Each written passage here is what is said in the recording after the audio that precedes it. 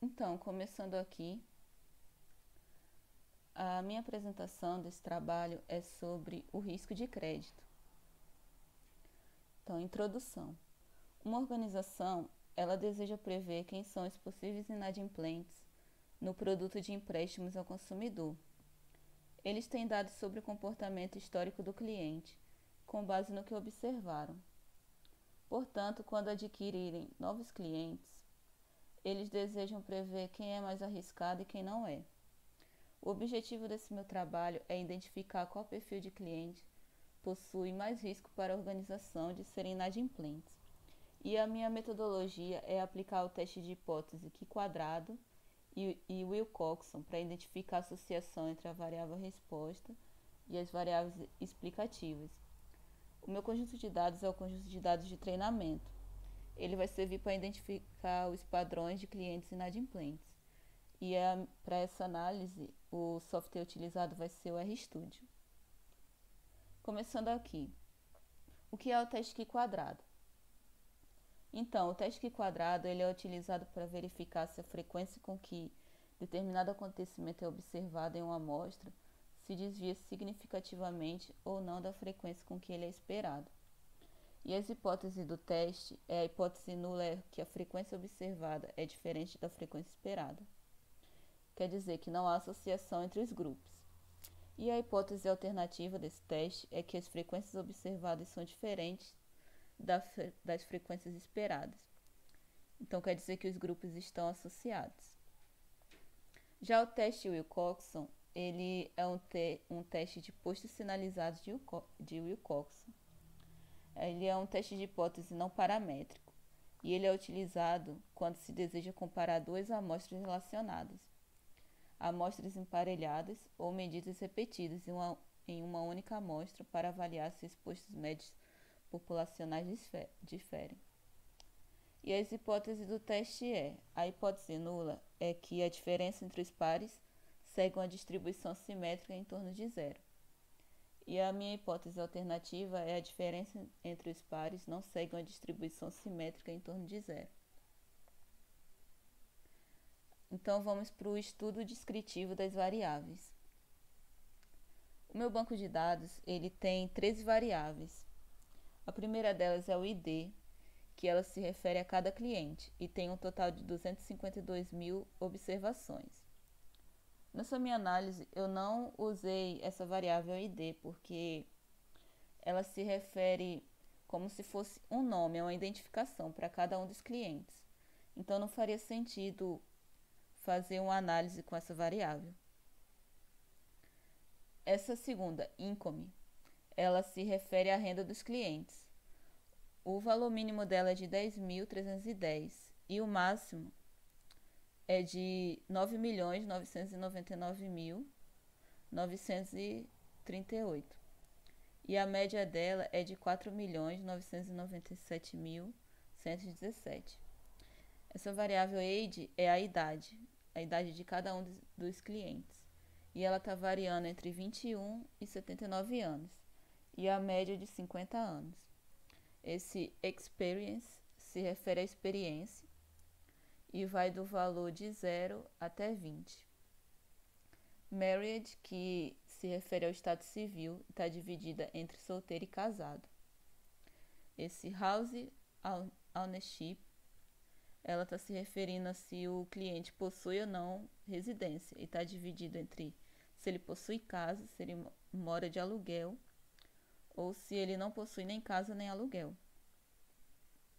Seguindo, esse car ownership se refere se o cliente tem carro ou não, e no banco de dados está dividido como sim ou não. Profession, que é profissão, e tem 51 profissões diferentes nesse banco de dados.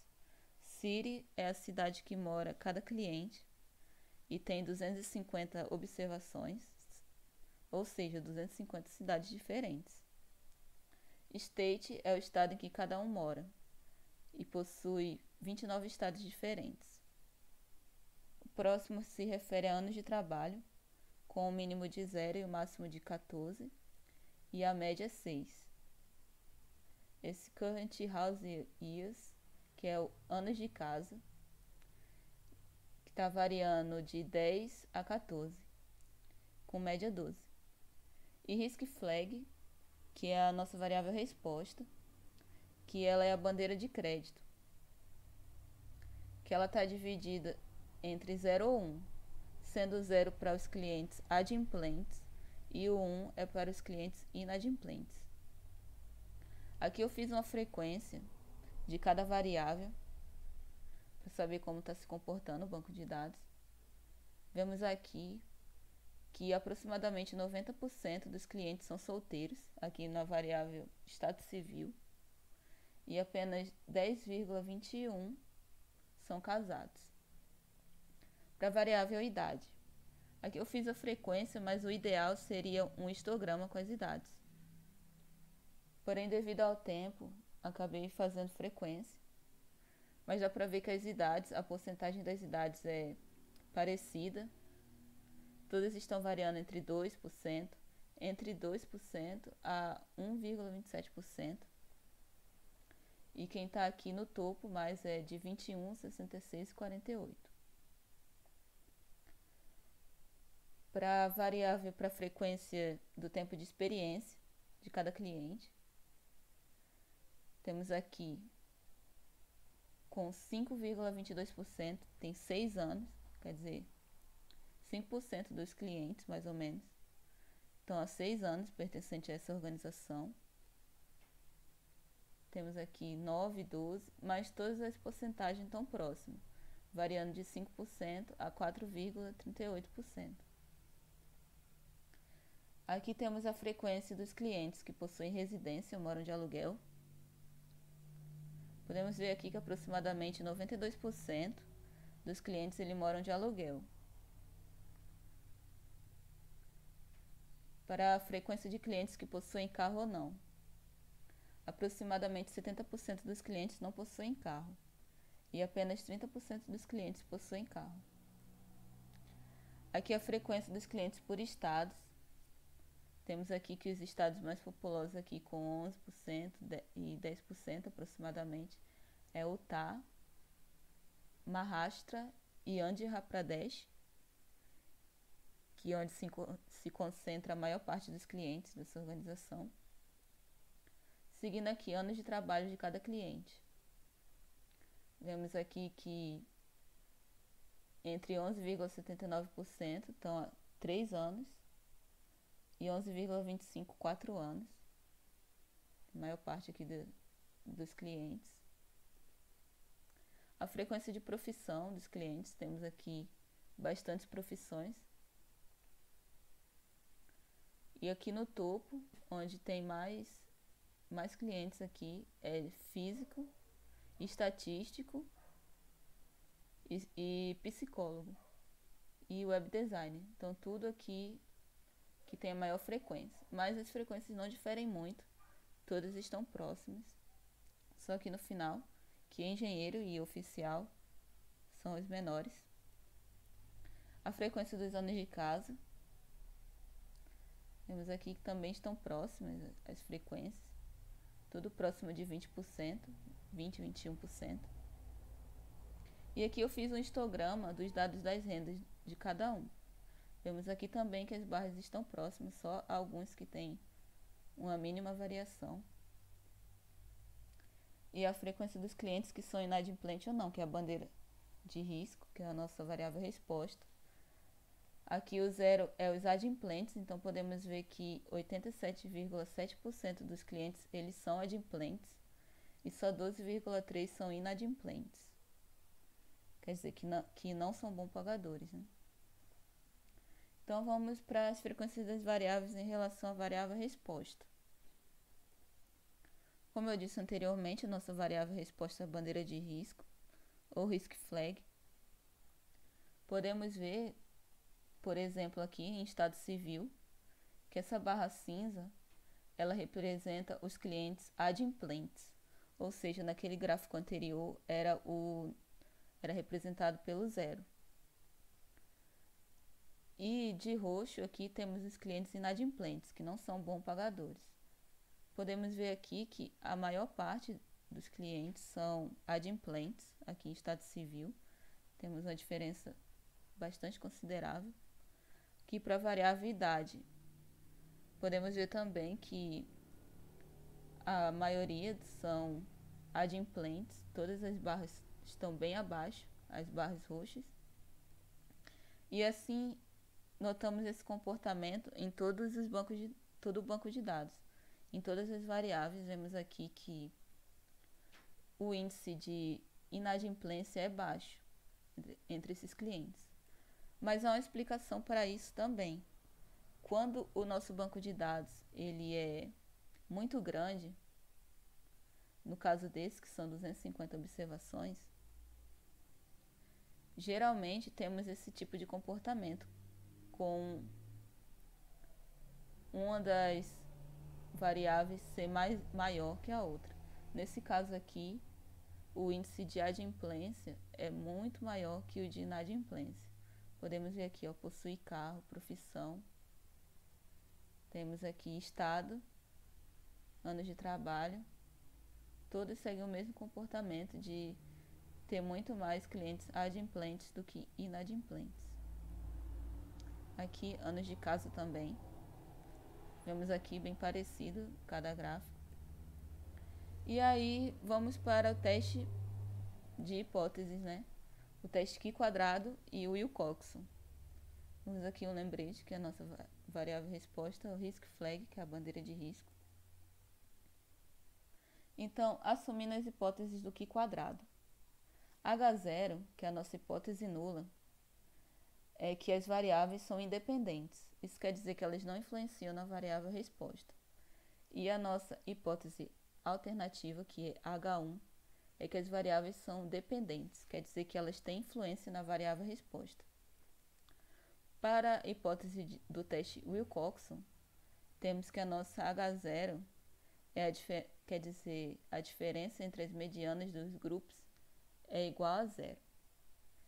E a nossa H1, que é a hipótese alternativa, é que a diferença entre as medianas dos grupos é diferente de zero. Aqui para a variável estado civil, vemos que o p-valor deu muito abaixo do nosso nível de confiança, que é 5%. Nosso p-valor deu abaixo de 5%, ou seja, nós rejeitamos H0. Então, a gente pode concluir que o estado civil ele influencia sim ao risco de crédito, pelo p-valor. Aqui, para o resultado da idade, aqui foi pelo teste Wilcoxon, por se tratar de uma variável numérica. Vemos também que o p-valor é menor do que 0,05. Então, a idade ela também influencia no risco de crédito. Para a variável possuir casa ou não, pelo teste Q², nós também rejeitamos H0. E nós concluímos que morar de aluguel ou possuir moradia influencia no risco de crédito. Para o estado civil, pelo teste Q², o teste também deu significativo, ou seja, nós rejeitamos H0 e também concluímos que o estado em que o cliente mora, ele influencia se ele vai ser inadimplente ou não. Anos de trabalho pelo teste Wilcoxon, também o p-valor deu menor, muito menor, do que 0,05. Então, ele também influencia no risco ao crédito. Já para a variável anos de casa, mesmo o p-valor sendo próximo de 0,5, mas ele ainda é menor. Então, ele também influencia o risco de crédito, pelo teste Wilcoxon. Para a variável experiência, também pelo teste Wilcoxon, o p-valor deu menor que a nossa 0,05. Então, ele também influencia no risco de crédito. Para a variável possuir carro ou não, pelo teste Q², p-valor também deu menor que 0,05. Então, ele também influencia no risco ao crédito. Para a profissão, também influencia o risco ao crédito. Para a cidade em que o cliente mora, p-valor também deu menor do que 0,05. Ele também influencia. Já para a variável renda, o p-valor deu 0,12, ou seja, é maior que 0,05. Então vemos que pelo teste Wilcoxon, ele não influencia no risco ao crédito. Então a nossa conclusão é que pelo teste Q² e pelo teste Wilcoxon, as variáveis estado civil, idade, possuir casa, estado em que mora, anos de trabalho, experiência, possuir carro, a profissão e a cidade, elas influenciam no risco ao crédito. E é isso minha apresentação.